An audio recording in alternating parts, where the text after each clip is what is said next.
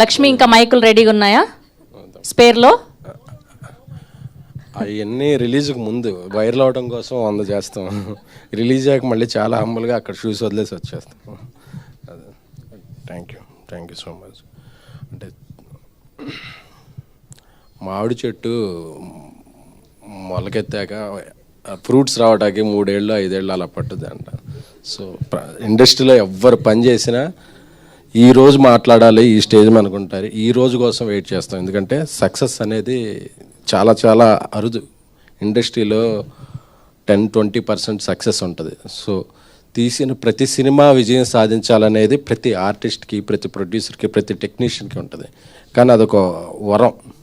అది అచీవ్ చేయడానికి మళ్ళీ ఎంత స్ట్రగుల్ అవుతామో, ఎంత ఎమోషన్ అవుతామో, ఎంత పెయిన్ తీసుకుంటాం. ఎందుకంటే ఏ ఒక్క ఇటుక ఇది అవ్వకూడదు, అన్ని ఇటుకలు కలిస్తేనే ఒక ఇల్లు ఎలా అవుద్దో.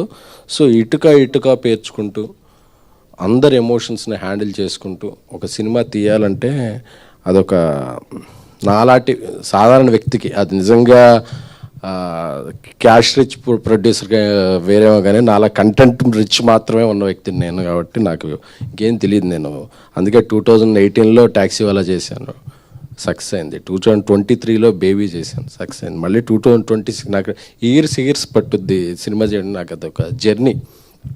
So today is very emotional day.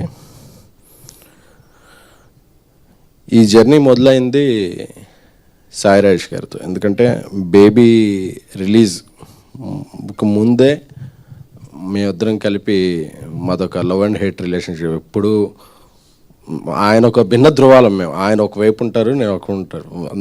నాలో ఆయనకి చాలా నచ్చు, ఆయనలో నాకు కొన్ని నచ్చు. బట్ మా ఇద్దరికి ఉండేది మాత్రం సినిమా అంటే మాత్రం ఒకటైపోతాం. పిచ్చి మాకు సినిమా అంటే. ఆ సినిమా కోసం ఎంత డబ్బు అవనా, ఎంత స్ట్రెస్ అవని, ఎంత ఏదో అని, జీవితంలో ఏది పణం పెట్టాలనుకున్నా ఈ సినిమా మనం ఒక మంచి సినిమా తీస్తామంటే అది నేను ఇల్లు అమ్మేసుకుంటానా ఏమైనా తెలియదు. అసలు ప్రాణానికి పెట్టైనా సరే అంటారు. మా ఇద్దరికి సినిమా అంటే మాత్రం అంత పిచ్చి. ఆ పిచ్చి మా ఇద్దరిని కలిపి ఉంచుద్ది. ఆయన చెప్పిన కథ డిస్కస్ చేయగానే నాకు ఒక 20 minutes చెప్పారు ఆ రోజు, ఈ నెక్స్ట్ ఇది చేద్దామా అని. ఎందుకంటే ఆయన ఏ కథ అయినా చెప్పినట్టు అదిరిపోయింది ఈ సినిమా.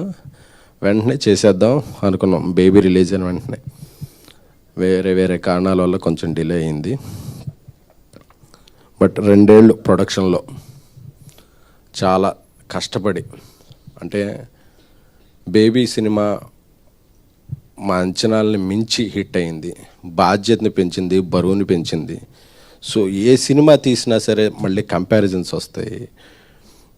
అలాగే అలా ఉందంటారు, ఇలా ఉందంటారు. ఇంకా క్లీన్గా, ఇంకా యూనివర్సల్ అప్పీల్తో ఉండే సినిమా చేయాలంటే రాజేష్ రాసే కథలు ఉంటాయి, చాలా డెప్త్ ఉన్న కథలు. ఎందుకంటే నాకు ఇప్పట్లో ఈ జనరేషన్లో నేను ఎవరితో సమకాలికలతో ఎవరితో పోల్చాలో తెలియదు. కానీ ఎంతవరకు మనం చూసిన బలమైన కథలు ఉండే కొన్ని, భారతి రాజా గారు, బాలచంద్ర గారు రాసే కథలు ఉమెన్కి, హీరోకి, అందరికీ చాలా ఎమోషన్స్కి పెద్దపీట వేస్తూ. అందుకే ఆయన రాసిన కలర్ ఫోటో అయితే ఏంటి, బేబీ ఏంటి, ఇదేంటి.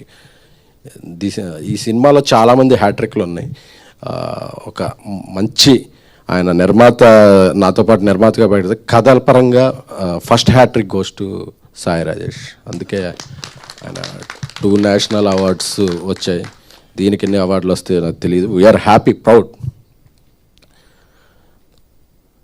సో రవి నాతో 10 ఏళ్ళ నుంచి ట్రావెల్ చేస్తున్న వ్యక్తి, నా తమ్ముడు లాంటి తమ్ముడే ఒక రంగా. నా సినిమాలు, ఎందుకంటే నా సినిమా గురించి నేను ఏ సినిమా తీసినా నాకన్నా ఎక్కువ వరే అవుతుంటాడు. అన్న బాగుండాలి, అన్నకి సినిమా డబ్బులు వస్తాయా రావా అని చెప్పి. తను ఆ సినిమాలో రైటింగ్ హెల్ప్ కావాలంటే రైటింగ్, డైరెక్షన్ డిపార్ట్మెంట్, ఒక్కోసారి మేనేజర్గా కూడా తను వెళ్ళిపోతాడు. అంటే ఎక్కడెక్కడన్నా డబ్బులు మిగులుతాయి అన్న అంత వ్యక్తి.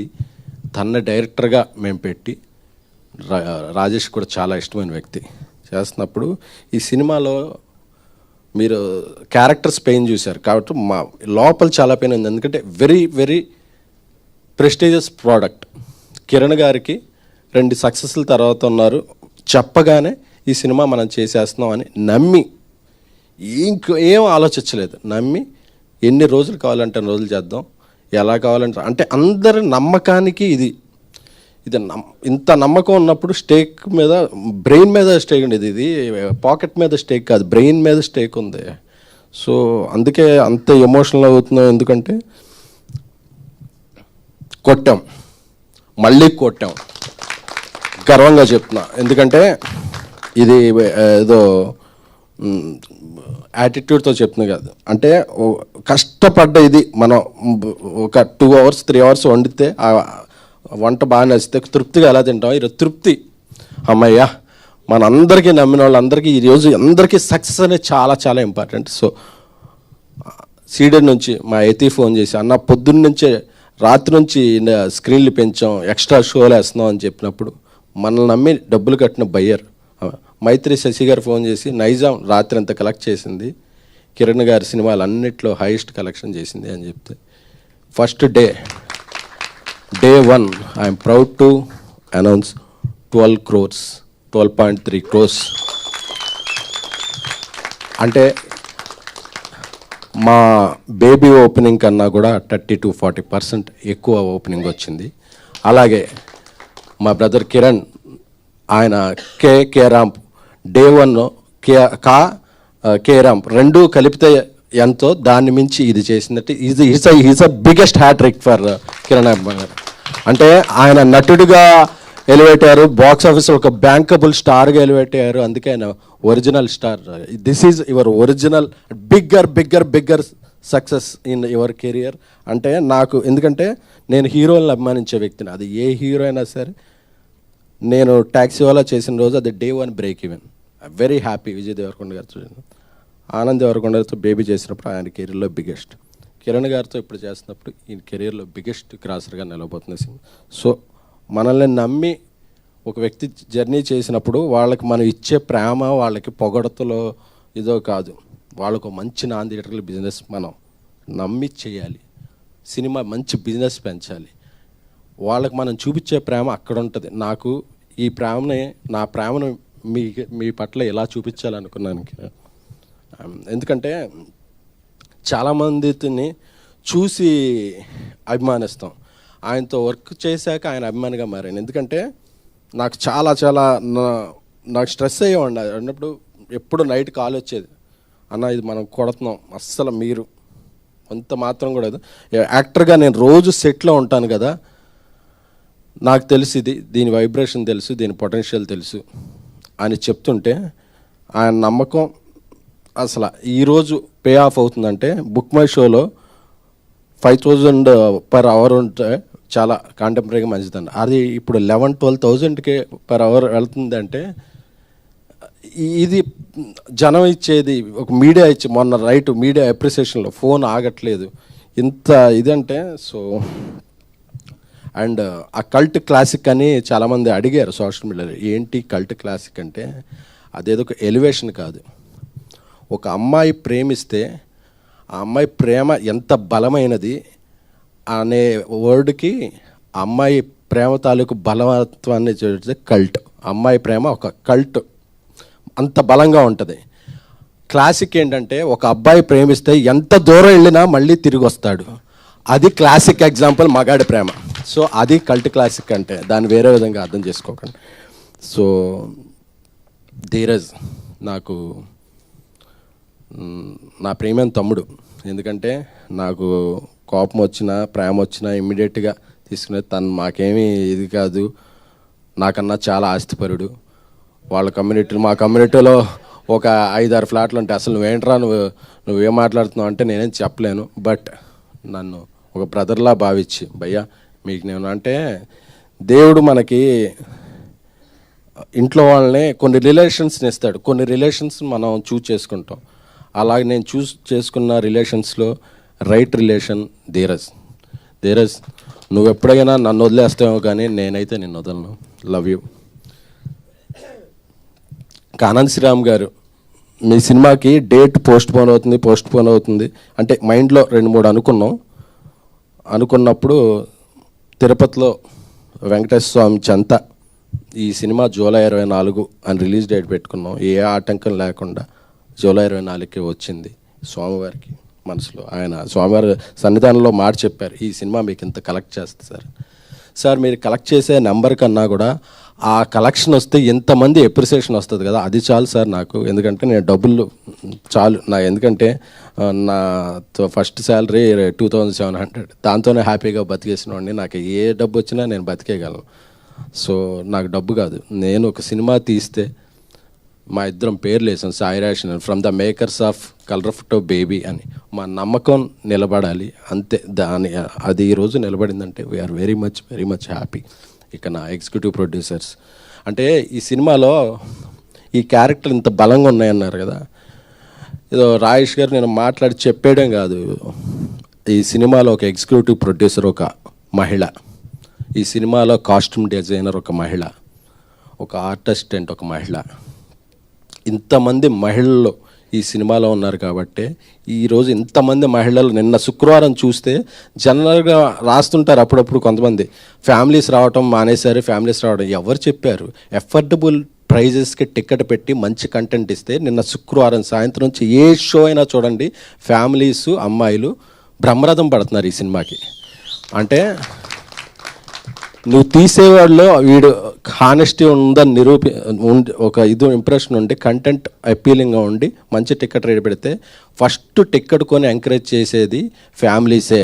వాళ్ళు పాప్కార్న్ రేట్లు చూసి వెనక్కి వెళ్ళిపోవట్లా, మంచి కంటెంట్ ఇస్తే ముందుకు వస్తామని చెప్తున్నారు. అది ఎందుకంటే కొంతమంది వేరే ఓపెనర్స్ ఉంటారు, అది కాదు. మంచి కంటెంట్ ఇస్తే ఫ్యామిలీసు మహిళలు వచ్చి ఫస్ట్, ఎందుకంటే వాళ్ళ ఇంట్లో ఉండి ఒక ఎన్విరాన్మెంట్లో ఉంటారు కదా, ఒక మంచి సినిమా వస్తే ఒక బాయ్ ఫ్రెండ్తోనో ఒక అన్నతోనో తమ్ముడితోనో ఫ్యామిలీతోనో వెళ్ళి ఎంజాయ్ చేయాలనుకుంటారు. అలాంటి స్ట్రెస్ బస్టర్ ఇచ్చే సినిమా కావాలంటే చెన్నైలో స్టోరీ అలాంటి సినిమా మీ ఇంట్లో వాళ్ళతో వెళ్ళండి.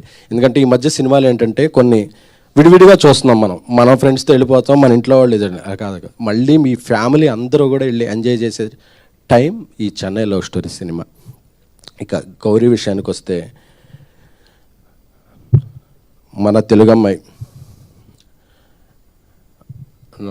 మా ఇద్దరు పరిచయంలో ఇంతకుముందు తన సినిమా డిస్ట్రిబ్యూషన్ చేశాను. అది చేసినప్పుడు చాలా మంచి కథలు చేయాలనిపిస్తుంది, నాకు మంచి కథలు చేయాలనిపిస్తే. తెలుగు అమ్మాయిలకి సినిమాలు ఎక్కువ రావు, ఇంకా మంచి కథలు ఎక్కువ వస్తాయి అని ఆ మాట నాకు ఎక్కడో ఉండిపోయింది. 1 year తర్వాత ఒక సినిమా చేస్తున్నప్పుడు కథ చెప్పగానే ఆ గంటలో అడ్వాన్స్ ఇచ్చేయండి ఇంటికి వెళ్ళిపోతానని చెప్పి తీసుకుని వెళ్ళిపోయి ఒకే గంటలో.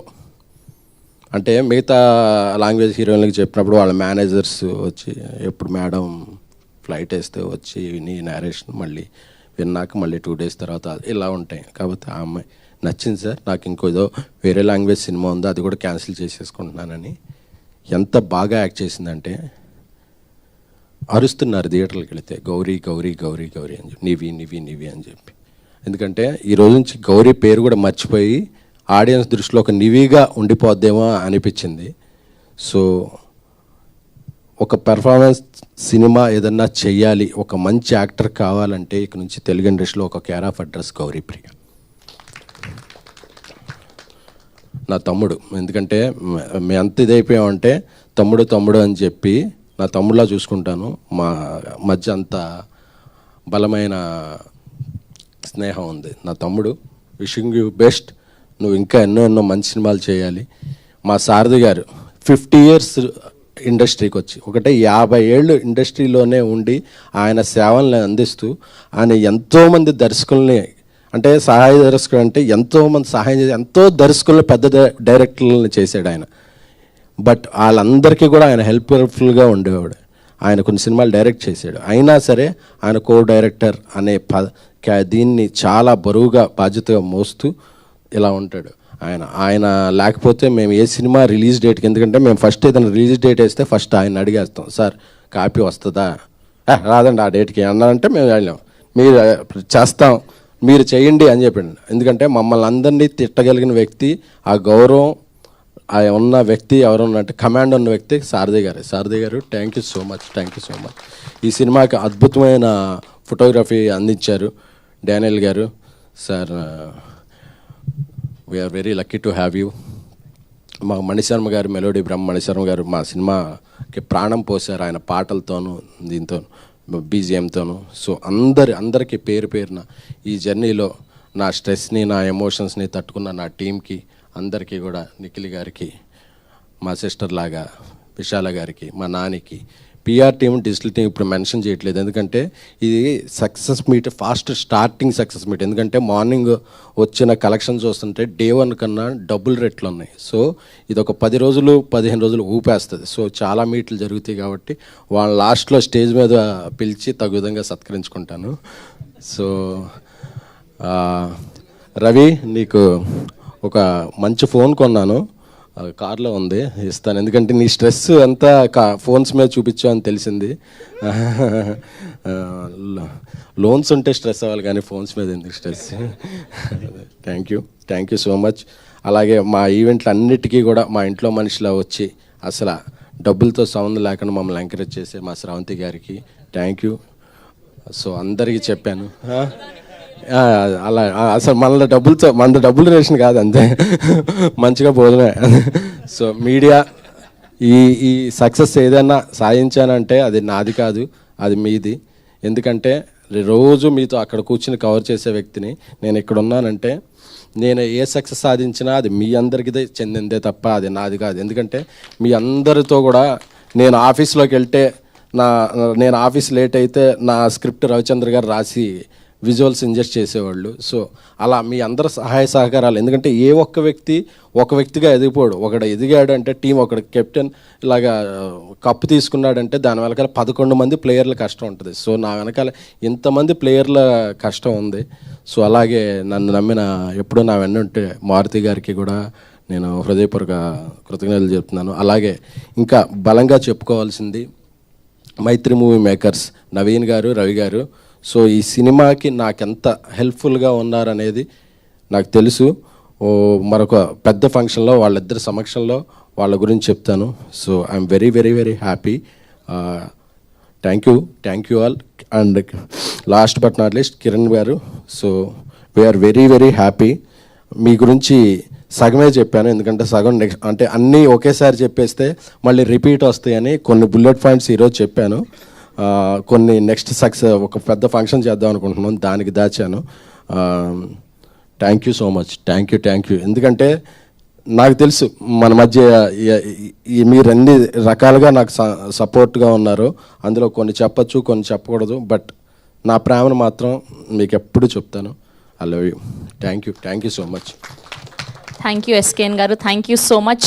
అండ్ ఇప్పుడు సాయి రాజేష్ గారిని మాట్లాడవలసిందిగా రిక్వెస్ట్ చేస్తాను. అండ్ ఈ సినిమాలో ఒక ఇంపార్టెంట్ బలమైన పాత్రను చేయటమే కాకుండా ఆయన ఆ పాత్ర చేయకపోయినా ఏం పర్వాలేదు, బట్ వచ్చి మా కోసం చేసిన అదితి గారికి ప్రత్యేకమైన ధన్యవాదాలు తెలుపుకుంటున్నానండి. థ్యాంక్ యూ అన్నా.